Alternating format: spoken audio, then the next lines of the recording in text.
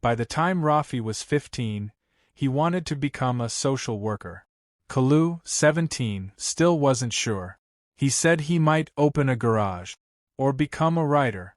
You don't talk much, Rafi said once, teasing. I don't need to, Kalu said. I got you to do it. Years later, two men stood on a stage during a youth awareness conference.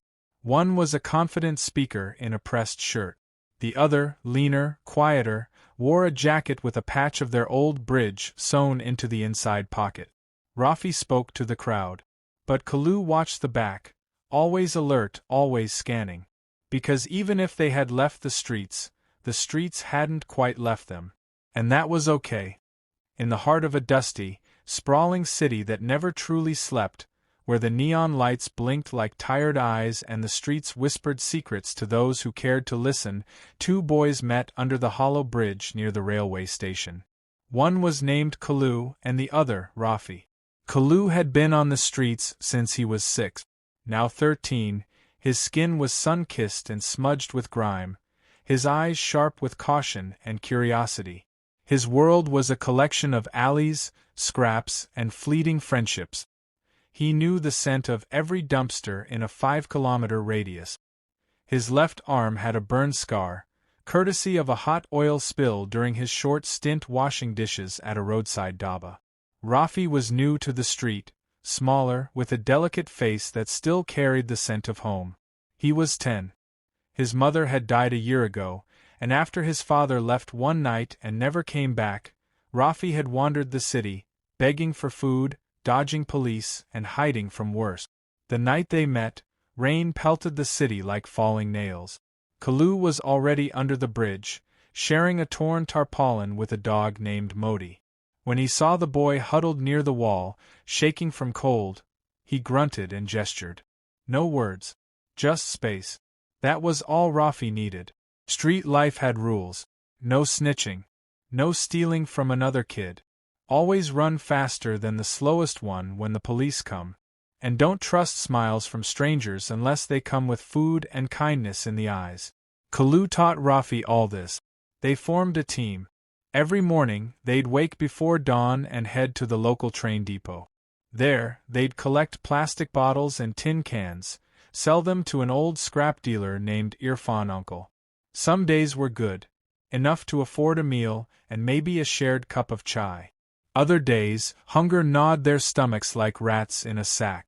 But Kalu always shared, even if it meant he went hungry.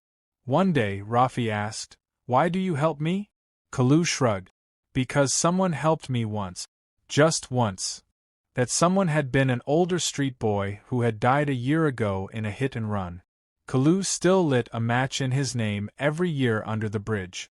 As the boys grew closer, they attracted the attention of Lambu, a local gang runner who used street kids for petty theft.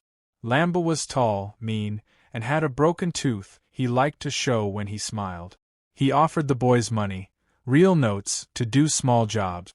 Pickpocketing, delivering packets, watching corners. Rafi was tempted.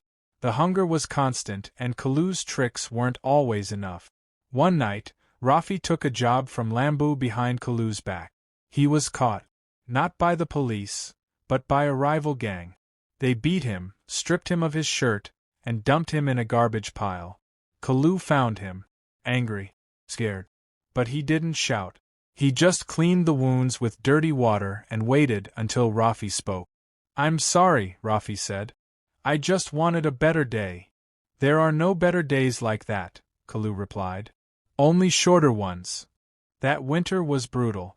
Cold winds sliced through their thin clothes. Modi, the dog, grew sick and stopped barking. One morning, they buried him near the bridge using spoons to dig through the mud. Kalu didn't cry. Rafi did. But the loss lit something in them. A desire not just to survive, but to change. With stolen chalk, Rafi began writing letters on the walls. Simple ones. "I want to go to school. Help us. We are not trash." People began to notice. A journalist took a photo. It made it to the local newspaper. NGOs started coming to the bridge. Kalu didn't trust them. But Rafi said, "We asked for help. Maybe it came." After months of back and forth, both boys were enrolled in a shelter school on the outskirts of the city.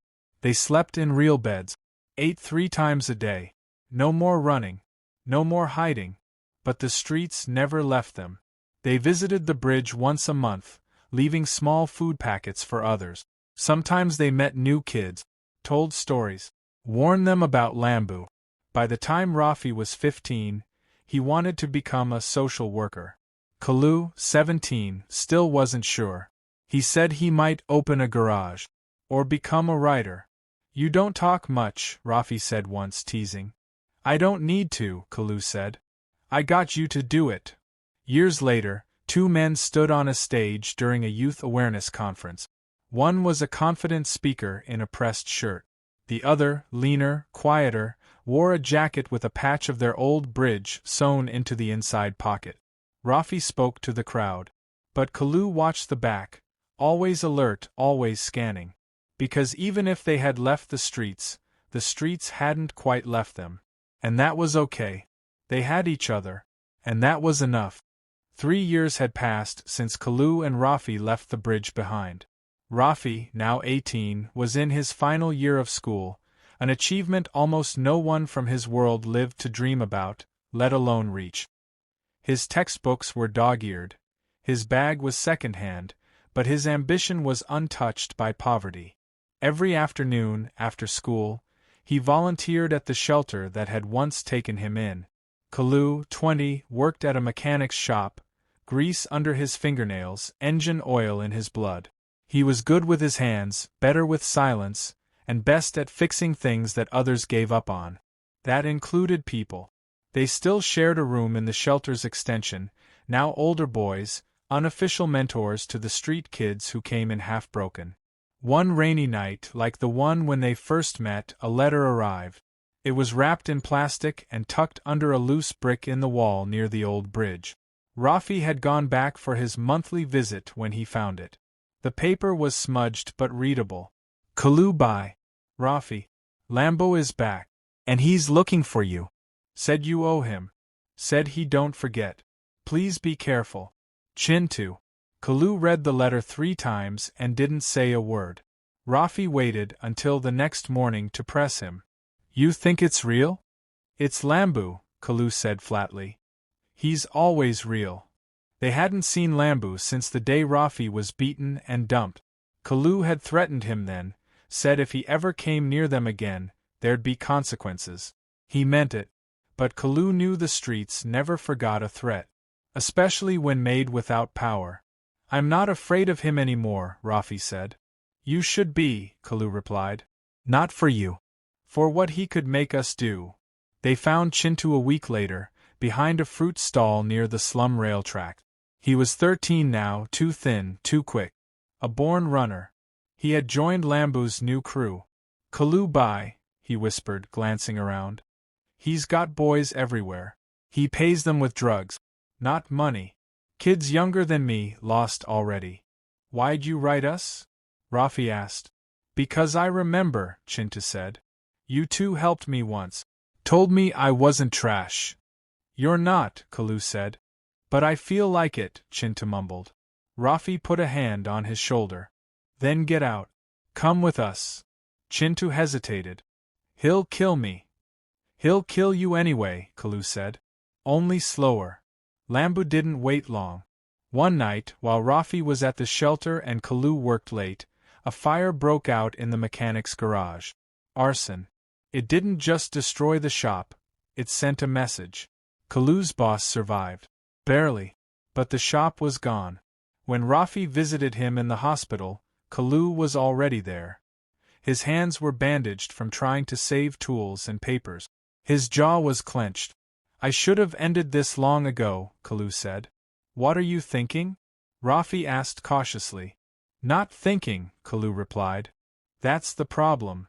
The next day, Kalu and Rafi met in the same spot where they had first shared shelter years ago. "Back where it started," Rafi said. "We can't go back." "But we don't have to run either," Kalu said. Rafi nodded. "So what now?" Kalu smiled grimly.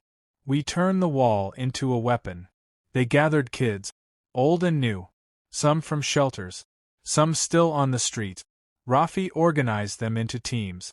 Kalu taught them how to stay safe. Then, in broad daylight, they began to paint the wall beneath the bridge. They covered every inch of it with names of street kids lost to gangs, drugs, or silence. They wrote their ages, dates of death, stories. Then came the slogans.